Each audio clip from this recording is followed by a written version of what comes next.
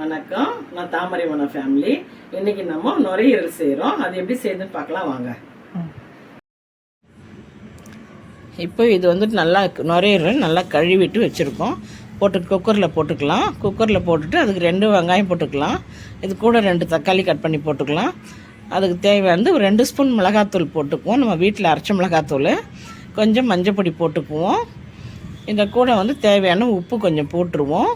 போட்டுட்டு அதுக்கு வந்து கொஞ்சம் இஞ்சி பூண்டு பேஸ்ட்டு கொஞ்சம் போட்டுக்கின்னு லைட்டாக நம்ம பிசைறிட்டு கொஞ்சமாக தண்ணி லைட்டாக தெளித்தா போதும். இதுக்கு நான் கொஞ்சமாக தெளிக்கும் போதே இது வெந்துட்டு வரும்போது நிறைய தண்ணி விடும். இதில் நம்ம குக்கர் வச்சு நல்லா ஒரு 4 விசில் வச்சு இறக்கிக்குவோம். இப்போ கடாய் வச்சு கொஞ்சம் எண்ணெய் ஊற்றி கடுகு போட்டுக்கலாம். கடுகு போட்டு அதுக்கு தேவையான இஞ்சி பூண்டு பேஸ்ட்டு போட்டுக்கலாம். நம்ம ஏற்கனவே குக்கர்லேயும் போட்டிருக்கோம் அதை கூட வேகிறதுக்கு இஞ்சி பூண்டு.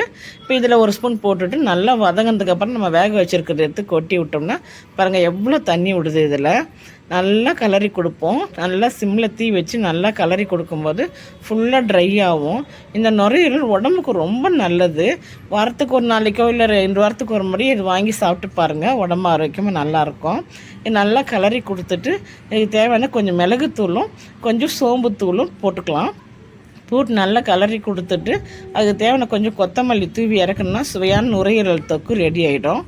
இந்த வீடியோ பிடிச்சதுன்னா லைக் பண்ணுங்க, ஷேர் பண்ணுங்க, சப்ஸ்கிரைப் பண்ணுங்க. சப்ஸ்கிரைப் பண்ணாதவங்க சப்ஸ்கிரைப் பண்ணிங்கன்னா ரொம்ப சந்தோஷமாக இருக்கும். சப்ஸ்கிரைப் பண்ணிவிடுங்க. தேங்க்யூ.